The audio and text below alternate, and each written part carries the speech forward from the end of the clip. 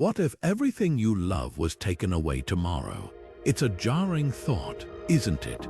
But what if I told you that dwelling on this possibility, not out of fear, but with purpose, could actually transform the way you experience gratitude and resilience in your life?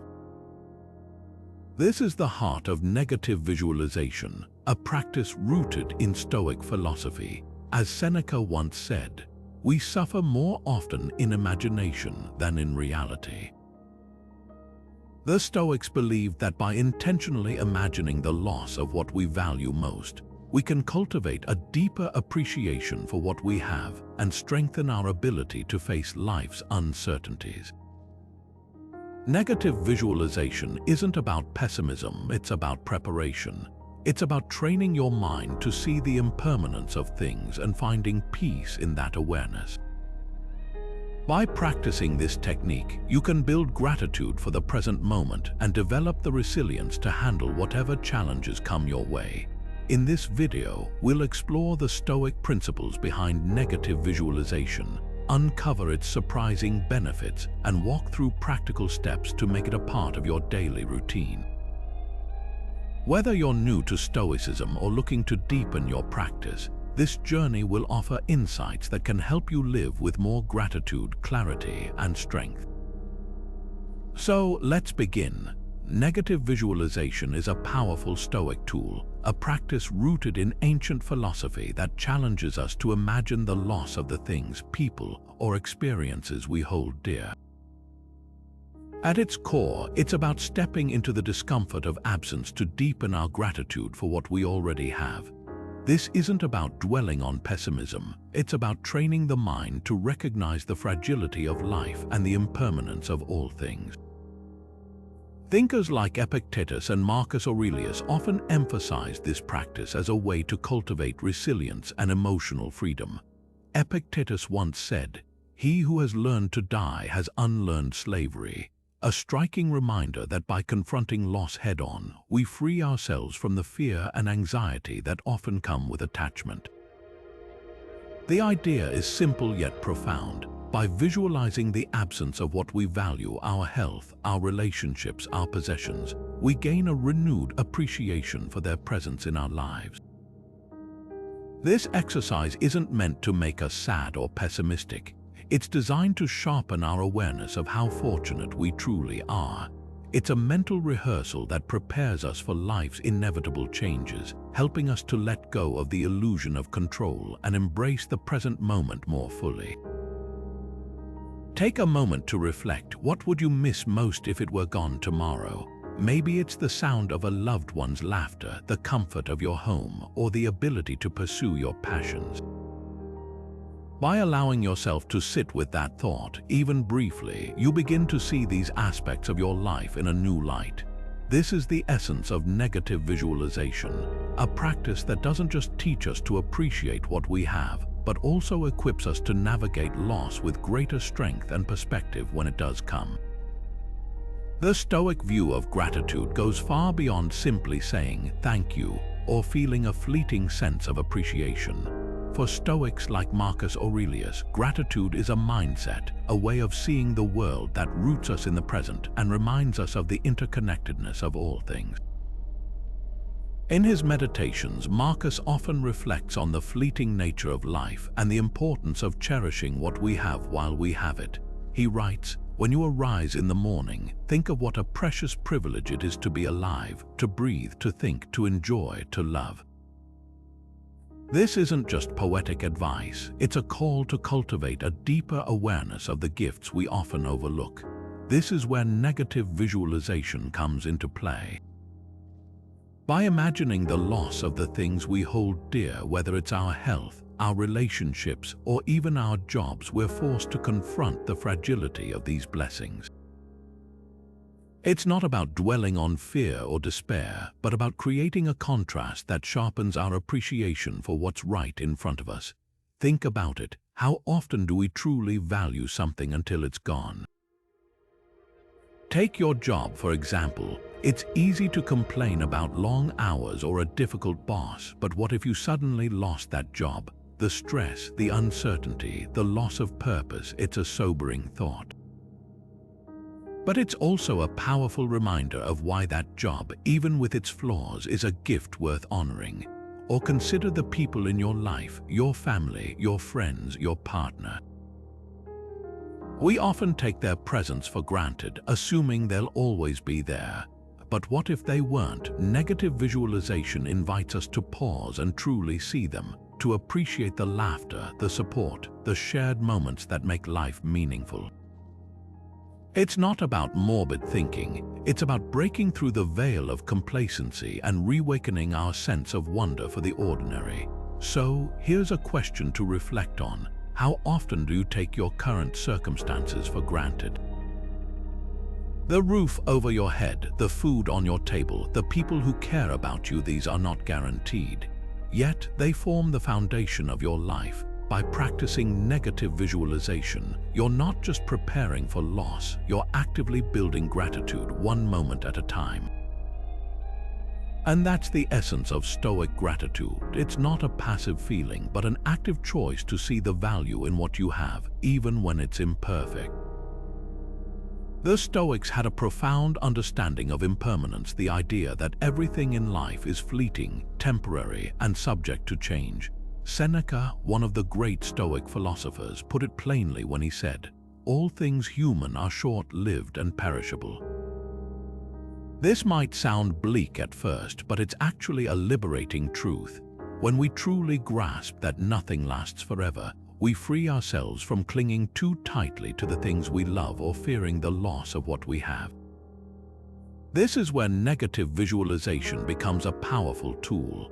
By imagining the loss of something, whether it's a relationship, a possession, or even our own health, we prepare ourselves emotionally for the inevitability of change. It's not about dwelling on sadness, it's about building resilience. Think about the relationships in your life. For a moment, picture someone you care deeply about, a friend, a family member, or a partner. Now consider the possibility that this relationship might not last forever. It's a difficult thought, but it's also a reminder to cherish the time you have with them right now. When we accept that even the most meaningful connections can fade or change, we're more likely to appreciate them fully in the present. The same goes for material possessions. That car, that house, that phone, they're all temporary. By reflecting on their impermanence, we can detach from the fear of losing them and focus instead on what truly matters. How would your perspective shift if you truly accepted that nothing lasts forever? Would you hold grudges less often? Would you spend more time with the people you love? Would you worry less about things you can't control? Embracing impermanence doesn't mean giving up on life's joys. It means learning to hold them lightly, appreciating them deeply without being consumed by the fear of losing them. This mindset doesn't just reduce anxiety, it gives us the freedom to live more fully, more intentionally, and with greater gratitude for what we have right now. Negative visualization isn't just about fostering gratitude, it's also a powerful tool for building emotional resilience. By imagining worst-case scenarios, we train ourselves to face life's uncertainties with a steadier mindset. The Stoic philosopher Epictetus once said, "It's not what happens to you, but how you react to it that matters." This principle lies at the heart of resilience. It's not about avoiding hardship, but about preparing ourselves to meet it with clarity and strength. When we practice negative visualization, we're essentially rehearsing for life's challenges. Think of it like a fire drill. We don't expect a fire, but by preparing for one, we reduce panic and act more effectively if it ever happens. For instance, imagine you're suddenly faced with a financial setback. By visualizing this scenario ahead of time, you can mentally map out how you'd respond, perhaps cutting unnecessary expenses, seeking new income sources, or leaning on your support network. This mental rehearsal doesn't just prepare you for action, it also helps you stay calm when the unexpected strikes. The beauty of this practice is that it shifts our focus to what we can control. Life is unpredictable and many things are outside our influence, but by preparing for adversity, we reclaim a sense of agency. We stop fearing the unknown and start building confidence in our ability to adapt. And when challenges do arise, we're less likely to feel overwhelmed or blindsided. Instead, we can approach them with a sense of calm determination, knowing we've already walked through the scenario in our minds. So, how might this kind of preparation change the way you face adversity? Could imagining the worst and planning your response help you feel more grounded when life throws a curveball? By embracing this Stoic practice, you're not just preparing for the storms of life, you're building the inner strength to weather them with grace. Negative visualization isn't just about preparing for the worst, it's also a powerful tool for loosening our grip on specific outcomes. In Stoicism, this idea is central to finding peace in a world we can't fully control. Marcus Aurelius, one of Stoicism's most famous practitioners, put it simply, you have power over your mind, not outside events. What he's pointing to is the truth that while we can influence our actions and attitudes, the results are often beyond our reach, and that's where negative visualization steps in. By mentally rehearsing potential failures or setbacks, we're not just bracing ourselves for disappointment, we're actively reducing our attachment to the outcome itself. Think about it this way: when we fixate on a specific result, whether it's landing a dream job, acing a project, or even receiving approval from others, we set ourselves up for unnecessary suffering if things don't go as planned. Negative visualization helps us step back and see these outcomes for what they really are: external events that don't define our worth or happiness. For example, imagine you've poured your heart into a project only to have it rejected. It's easy to feel crushed, but what if you'd already envisioned that possibility? By mentally preparing for the rejection, you're not caught off guard. Instead, you're able to reframe the situation. This didn't work out, but I still learned and grew from the process. This kind of detachment doesn't mean giving up or becoming indifferent.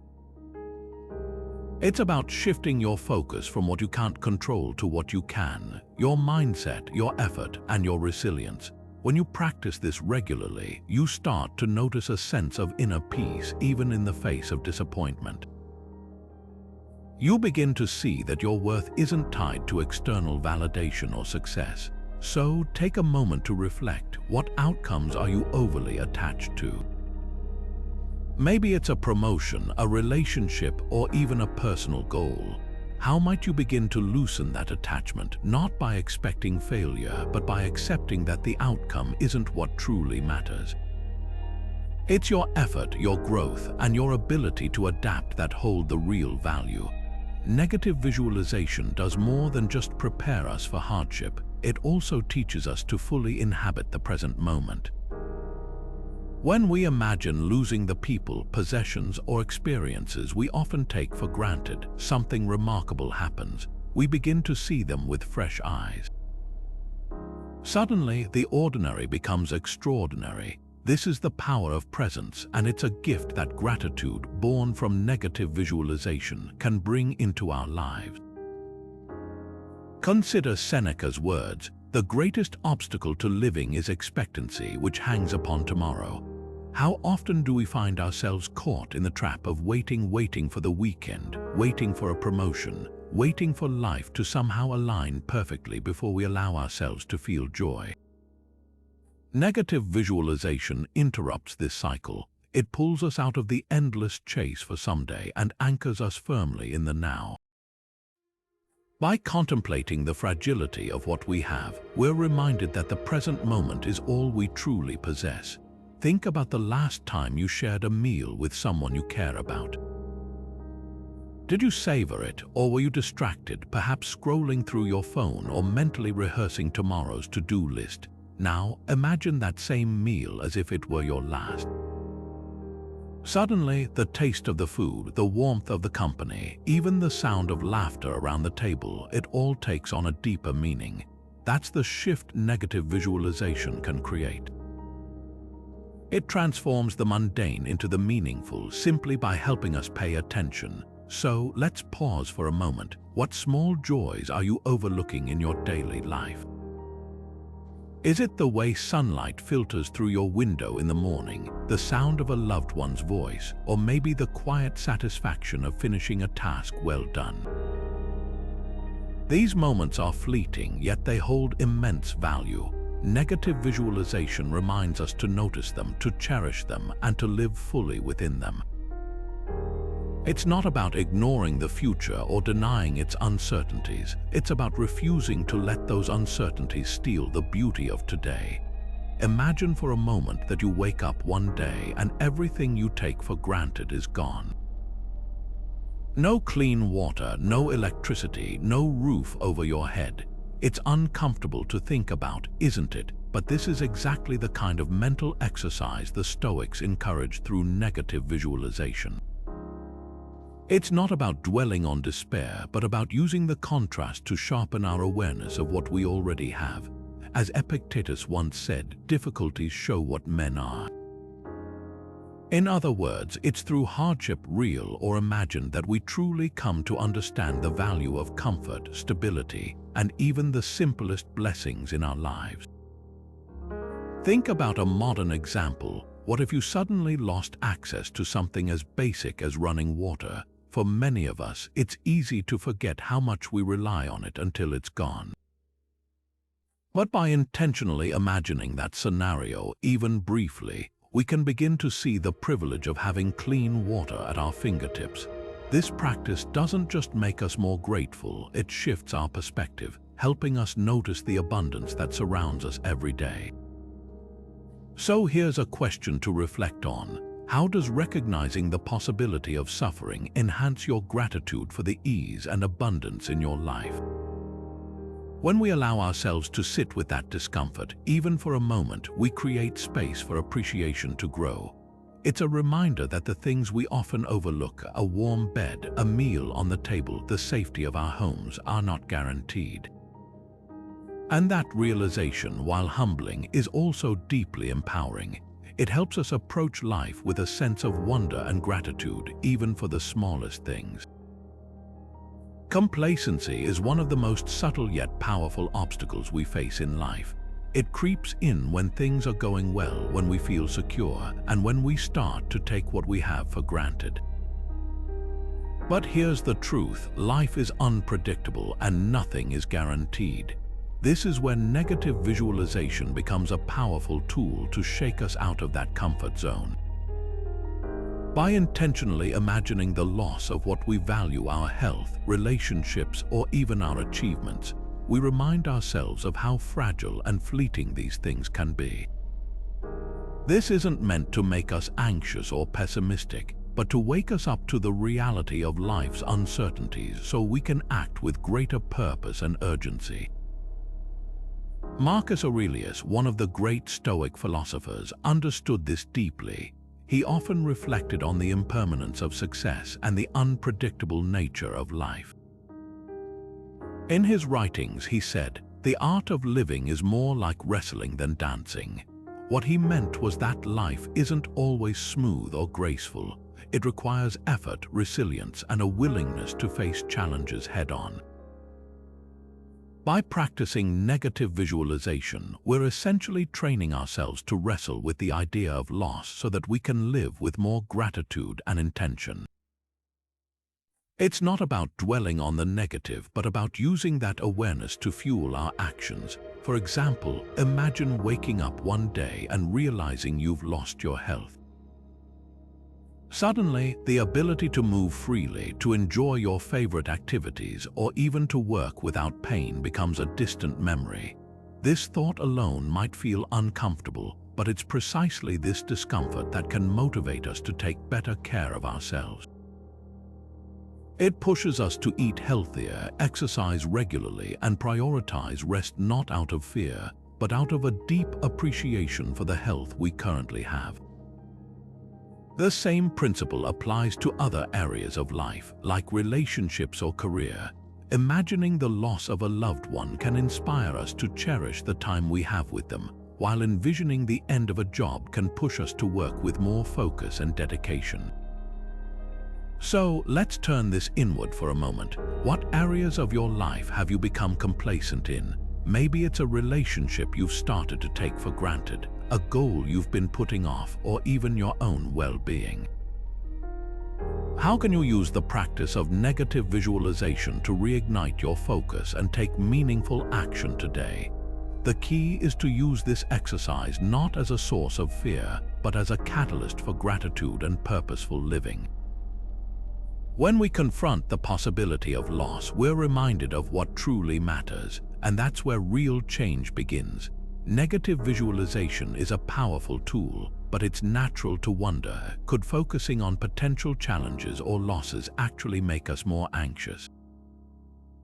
This concern is valid, but the Stoics had a clear answer. Seneca once wrote, "We are more often frightened than hurt." What he meant was that our fears of what might happen are often far worse than the reality itself. The goal of negative visualization isn't to dwell on fear or catastrophes. It's to prepare us mentally so that we're not caught off guard when life inevitably throws us curveballs. Think of it like this: if you've already considered a possible setback, even a minor one, you're less likely to be overwhelmed by it when it happens. For example, imagine you're preparing for an important meeting. Instead of picturing everything going perfectly, you might visualize a scenario where you're asked a question you can't answer. This isn't about expecting failure. It's about being ready to handle it gracefully if it does happen. By doing this, you're not feeding anxiety, you're building resilience. The key here is balance. Negative visualization isn't about obsessing over every possible worst-case scenario. It's about choosing specific, manageable situations to reflect on, so you're prepared without being paralyzed. This practice is like a mental rehearsal. It gives you the tools to respond calmly and thoughtfully, rather than reacting out of panic or fear. So, how can you use negative visualization in a way that prepares you without overwhelming you? Start small. Instead of imagining a life-altering disaster, focus on everyday challenges like a delayed train, a missed deadline, or a minor disagreement with a friend. These are the kinds of situations that, when prepared for, can help you build confidence and adaptability.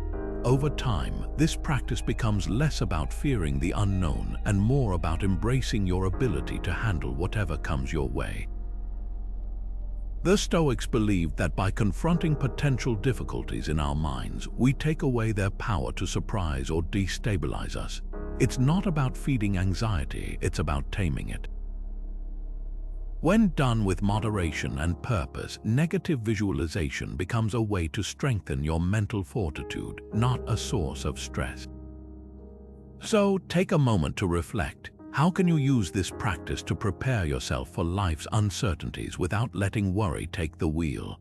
Negative visualization isn't just a tool for appreciating material possessions or personal circumstances, it's also a powerful way to deepen our gratitude for the people we love. Think about it. How often do we take the people closest to us for granted? In the hustle and bustle of daily life, it's easy to overlook the small, meaningful moments with family, friends, or partners. But what if we pause to truly reflect on what life would be like without them? This is where negative visualization can transform how we see our relationships. Epictetus, one of the great Stoic philosophers, once said, "He who loves another loves above all things their good." This simple yet profound idea reminds us that genuine love isn't about what we gain from others, but about valuing their well-being and presence in our lives. When we practice negative visualization in the context of relationships, we're not dwelling on loss, we're creating space to recognize how much these connections truly matter. Here's how it works. Take a moment to imagine, just for a second, that someone you care about deeply is no longer in your life. Picture the void their absence would leave. What would you miss most? Their laughter, their support, their companionship. By doing this exercise, you're not inviting sadness. you're awakening a sense of gratitude for the time you have with them right now. It's a way of reminding yourself that relationships are fragile, precious, and worth nurturing. For example, consider a parent, a sibling, or a close friend. Reflect on how their absence would impact your daily life. Maybe it's the way they always know how to make you laugh during tough times, or how they're the first person you call when something good happens. These small, everyday moments are what make life rich. Negative visualization helps us see them more clearly. So, how can you take this practice and turn it into action? Start by asking yourself, how can I show more gratitude for the people in my life today? It doesn't have to be grand gestures sometimes. It's as simple as saying thank you, sending a thoughtful message, or spending quality time together without distractions. When we actively cherish the people around us, we strengthen those bonds and create a deeper sense of fulfillment in our own lives. Negative visualization isn't just a tool for personal growth, it's equally powerful when applied to your career. Think about it, when you're deeply immersed in the daily grind, it's easy to take your current role, opportunities, or even challenges for granted. But what if you paused for a moment and imagined what life might look like without them? This is where negative visualization can transform how you approach your professional life, building both resilience and gratitude. Marcus Aurelius, the philosopher king, often reflected on the interconnectedness of duty and purpose. One of his most striking observations was, "What is not good for the swarm is not good for the bee." In other words, your well-being is tied to the well-being of the whole. When you imagine potential setbacks in your career, like losing your job, missing out on a promotion, or facing a major project failure, you're not just preparing for the worst. You're also reminding yourself of the value you bring to your team, your organization, and your own sense of purpose. Let's take a practical example. Imagine for a moment that you've just lost your job. How would you feel? What steps would you take to recover? Would you update your resume, network more actively, or perhaps even explore a new career path? By visualizing this scenario, you're not dwelling on fear, you're building a mental roadmap for resilience, and in the process, you'll likely find yourself appreciating the stability, opportunities, and skills you currently have. This practice doesn't just prepare you for challenges, it also helps you see setbacks as opportunities for growth. Ask yourself, how can you use a potential career setback to redefine your goals, refine your skills, or even pivot toward a path that aligns more closely with your values? When you approach your career with this mindset, you're not just surviving, you're thriving even in the face of uncertainty. So, the next time you feel stuck or overwhelmed at work, take a moment to visualize the alternative. What would life look like without this role, this team, or this opportunity? By embracing the practice of negative visualization, you'll not only cultivate a deeper sense of gratitude for where you are, but also build the resilience to navigate whatever comes next.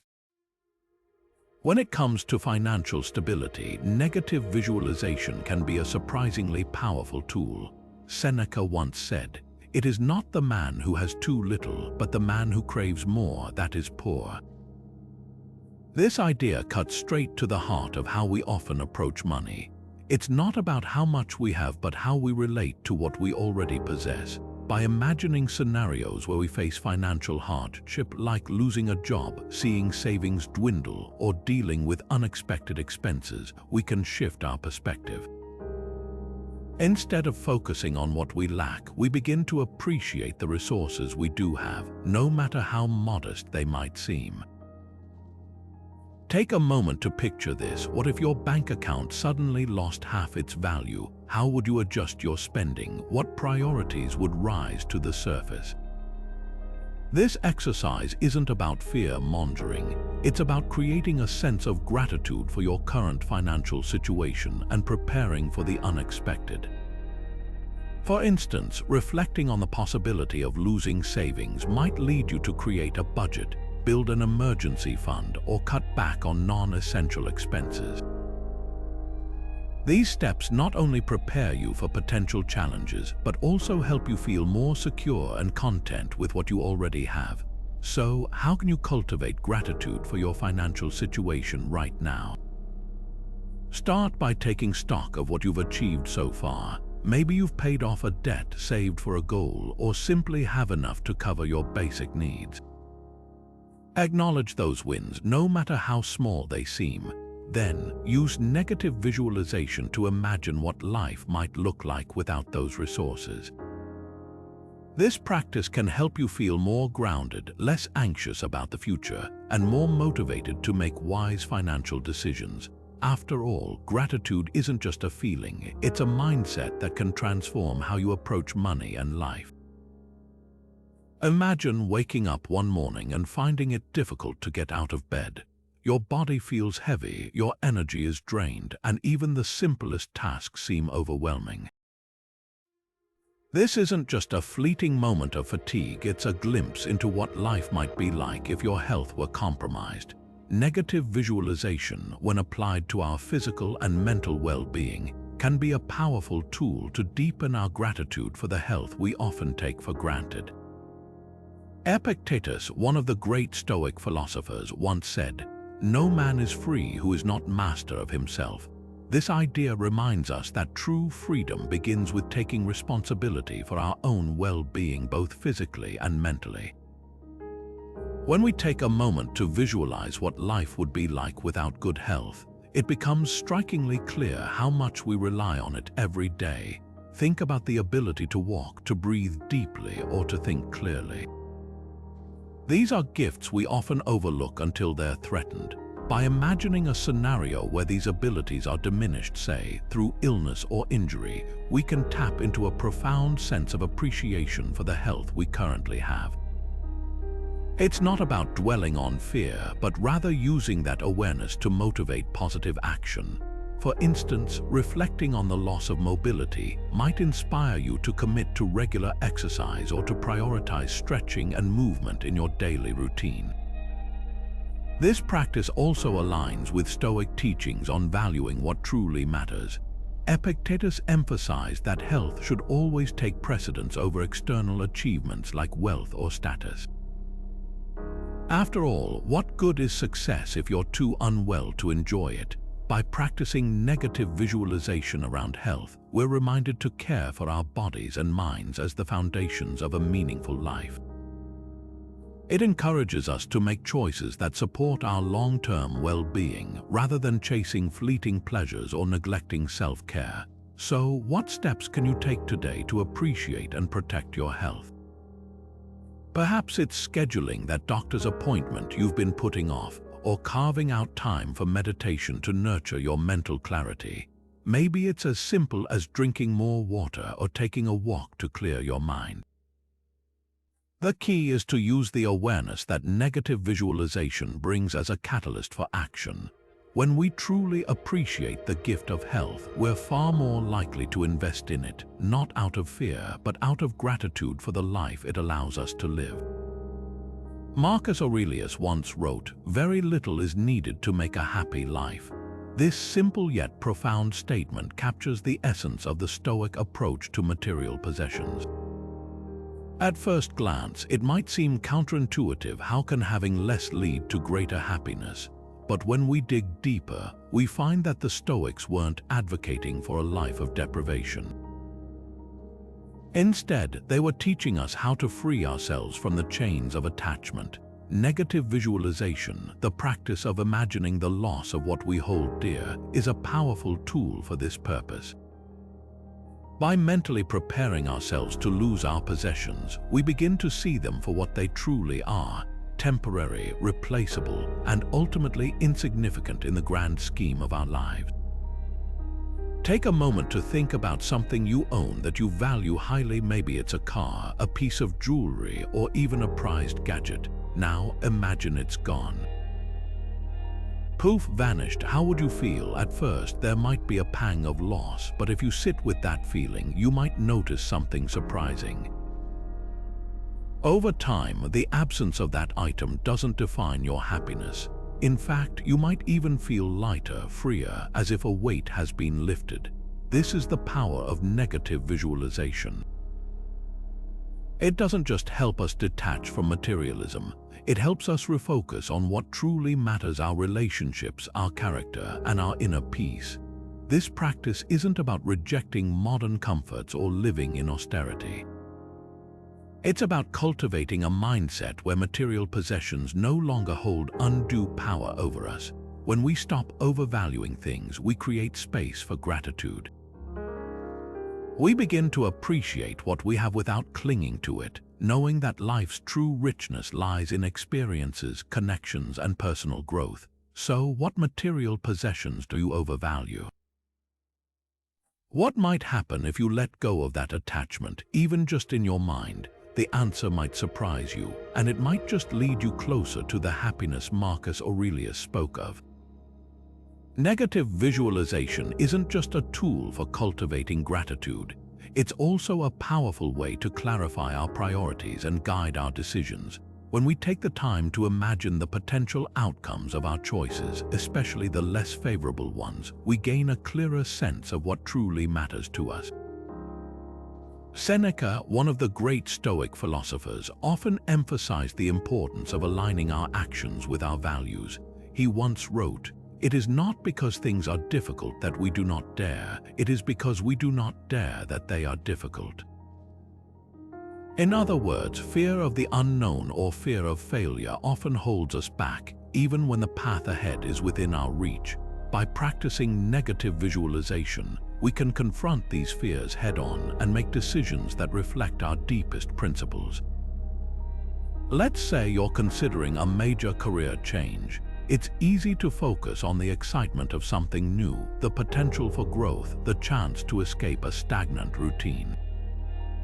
But what if you pause to imagine the challenges? Picture the uncertainty of starting over, the financial strain during the transition, or even the possibility that the new role might not fulfill you as you hoped. By visualizing these scenarios, you're not being pessimistic, you're being realistic. This exercise helps you weigh the risks and rewards more carefully, ensuring that your decision isn't driven by fleeting emotions, but by a thoughtful alignment with your long-term goals and values. Think about it. How often do we make choices based on what feels good in the moment, only to regret them later? Negative visualization acts as a mental safeguard, helping us see beyond the immediate allure of a decision. It encourages us to ask ourselves, what's the worst that could happen? And, am I prepared to face it? By answering these questions, we're better equipped to make choices that honor our values and lead to lasting fulfillment. So, how can negative visualization help you make decisions that are truly aligned with what matters most to you? Take a moment to reflect on a choice you're facing. What insights might this practice reveal?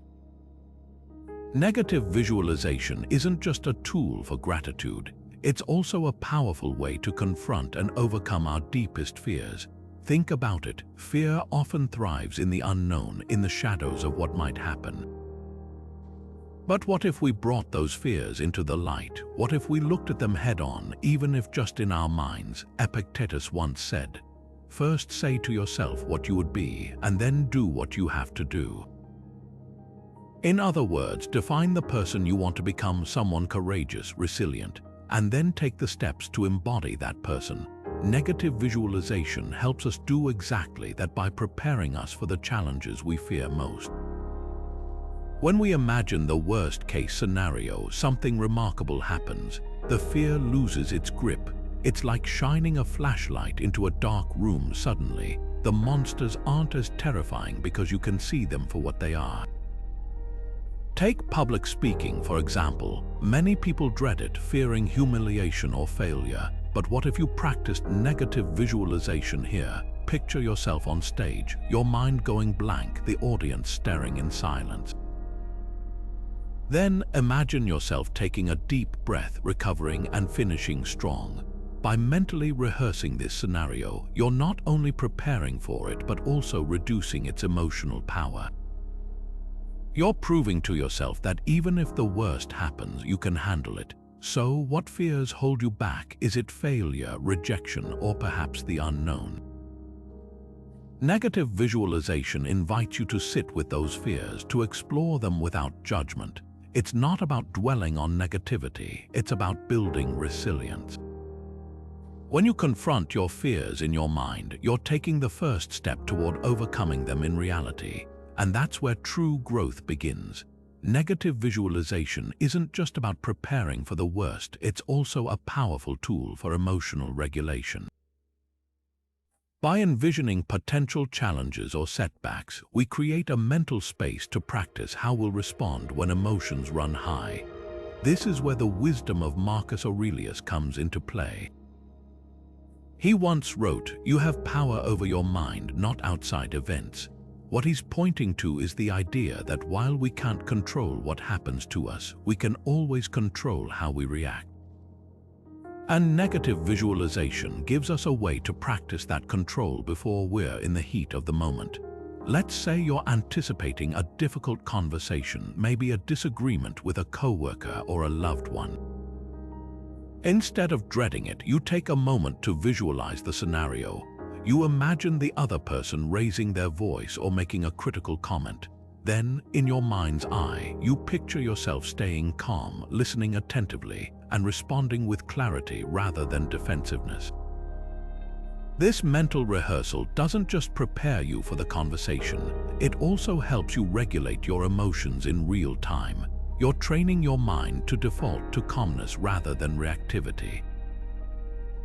This practice isn't about dwelling on negativity, it's about building emotional resilience. When you've already walked through a challenging scenario in your mind, you're less likely to be caught off guard by your emotions. You've already practiced how to stay composed, and that makes all the difference. So how can you use this in your own life? Think about a situation where emotions tend to get the better of you. It could be a stressful meeting, a tough decision, or even a moment of frustration in your day-to-day routine. How might negative visualization help you approach it with more calm and clarity? By stepping into that mental space, you're not just preparing for what might happen, you're also building the emotional tools to handle it with grace. Negative visualization isn't just a tool for building gratitude, it's deeply rooted in Stoic ethics and the pursuit of virtue. The Stoics believed that true happiness comes from within, from living a life of moral integrity rather than chasing external rewards. Seneca once said, "A good character is the only guarantee of everlasting happiness."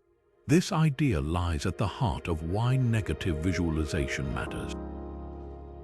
When we take the time to imagine losing the things we often take for granted, our reputation, our relationships, or even our sense of self, we're forced to confront what truly defines us. It's not the external trappings of success, but the choices we make and the values we uphold. For example, let's say you spend a moment imagining the loss of your reputation. Picture a scenario where others no longer trust or respect you, not because of something unfair, but because of your own actions. How would that feel? What would it reveal about the importance of honesty, kindness, or fairness in your life? This exercise isn't meant to be discouraging, it's a call to action. It reminds us that our character is the foundation of everything we value, and it challenges us to align our choices with our deepest principles. By reflecting on what we could lose, we're more likely to act with integrity, even when no one is watching. So, how can negative visualization help you live a more virtuous life? It sharpens your focus on what truly matters. Instead of being swept up in the pursuit of wealth, status, or approval, it brings you back to the core of who you are and who you want to be. When you imagine losing the things you hold dear, you're reminded that your worth isn't tied to these externals. It's tied to your choices, your actions, and your commitment to doing what's right. In this way, negative visualization becomes more than just a mental exercise. It becomes a guide for living with purpose and virtue. negative visualization isn't just a philosophical idea to ponder. It's a practice you can weave into your daily life with intention and consistency. Epictetus once said, "No great thing is created suddenly," and this rings especially true when it comes to building habits like this one. The key is to start small. Instead of overwhelming yourself with grand expectations, begin by reflecting on just one thing you're grateful for each day. It could be as simple as appreciating the warmth of your morning coffee or the sound of rain against your window. To make this practice stick, carve out a small but consistent space in your day for it. For example, set aside 5 minutes in the morning or evening to sit quietly and visualize what life might be like without something you often take for granted. What if you didn't have access to clean water, or if you suddenly lost the ability to connect with loved ones? By imagining these scenarios even briefly, you'll begin to notice how much you truly have to appreciate. The beauty of this practice lies in its simplicity. You don't need to spend hours meditating or writing lengthy journal entries. Just a few minutes of focused reflection can shift your perspective dramatically over time. Think about it. How can you make negative visualization a regular habit? Maybe it's by pairing it with an existing routine like your morning shower or evening walk. The goal is to integrate it naturally, so it feels less like a chore and more like a moment of clarity in your day. As you build this habit, you'll find that gratitude becomes less of an occasional feeling and more of a constant undercurrent in your life. And that's the power of consistent effort, not in grand gestures, but in small, deliberate actions that add up over time. While negative visualization is a powerful tool for building gratitude, it's not without its challenges. One common pitfall is overthinking, letting your mind spiral so deeply into imagined loss that it becomes overwhelming. This can unintentionally shift the practice from a constructive exercise into a source of anxiety. Marcus Aurelius once wrote, "The soul becomes dyed with the color of its thoughts." His words remind us that the tone of our inner dialogue shapes our emotional state. If we dwell excessively on negative outcomes, we risk staining our outlook with pessimism rather than cultivating gratitude. So how do we strike that balance? The key lies in framing. When you imagine the loss of something, whether it's your health, relationships, or even a cherished possession, anchor the exercise in gratitude by immediately reflecting on its presence in your life now. For example, after visualizing losing the ability to walk, take a moment to appreciate the simple act of moving freely. This shift from loss to gratitude ensures the practice remains constructive, reinforcing what you have rather than fixating on what you might lose. Another mistake is treating negative visualization as a one-way ticket to dwelling on the worst-case scenario. The goal isn't to linger in fear or sadness, but to use those emotions as a springboard for appreciation. Ask yourself, how can I ensure this practice remains constructive rather than destructive? One way is to set clear boundaries, dedicate a specific amount of time to the exercise, and when that time is up, return to the present moment. This prevents the practice from becoming an endless loop of worry and keeps it focused on its purpose, fostering gratitude and resilience. By approaching negative visualization with intention and balance, you can avoid these pitfalls and harness its full potential. It's not about fearing loss, but about celebrating the present, a subtle yet profound shift that transforms the practice into a source of strength rather than strain. So, what happens when negative visualization becomes a regular part of your life? Over time, this practice has a profound way of reshaping how we see the world and experience it. It's not just about fleeting moments of gratitude or temporary relief from stress. It's about building a foundation of resilience, a deeper appreciation for what we have, and an inner peace that endures even when life gets tough. Think of it like planting a tree. At first, the growth is slow, almost imperceptible, but with consistent care, the roots deepen and the branches stretch wide. Over time, it becomes a source of shelter and strength. That's what negative visualization can do for your mind and spirit. Seneca, one of the great Stoic philosophers, once wrote, "As is a tale, so is life. Not how long it is, but how good it is what matters."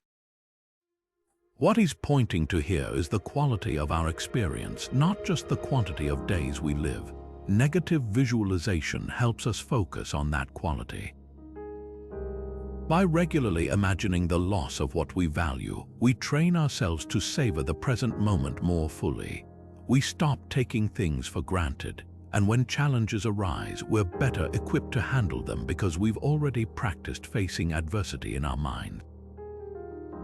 Research and real-life examples show the long-term benefits of this practice.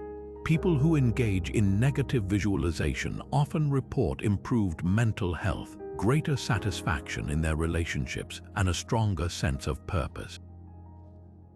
It's not just about feeling better in the moment, it's about creating a mindset that thrives over time. For instance, someone who practices this regularly might find themselves more patient, more empathetic, and less likely to spiral into frustration when things don't go their way. They've learned to see the bigger picture, but here's a question to reflect on. How might your life change if you embraced negative visualization as a lifelong practice? Imagine looking back years from now and realizing that this simple habit has helped you navigate loss, appreciate joy, and find contentment in the ordinary. It's not about perfection or eliminating all struggle. It's about cultivating a perspective that helps you thrive, no matter what life throws your way.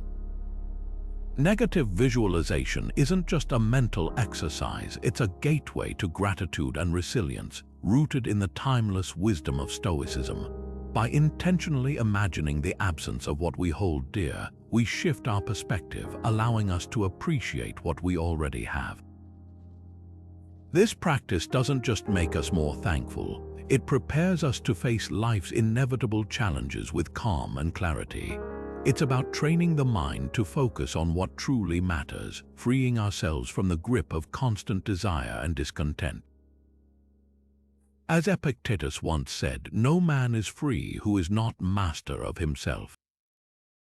This mastery begins with the ability to see beyond the surface, to find contentment in the present moment, even when life feels uncertain. So, what does this mean for you?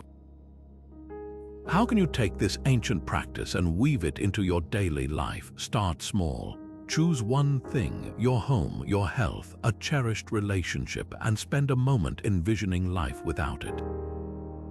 Notice how it shifts your emotions, how it deepens your appreciation for what's already here. Gratitude isn't just a feeling, it's a habit, and negative visualization is the tool that helps us cultivate it. Before we wrap up, I want to leave you with a question to reflect on. What one thing will you visualize today to deepen your gratitude? Let this question guide you as you explore the power of Stoic practices in your own life. And if this resonated with you, I'd love to hear your thoughts. What did you visualize and how did it impact you?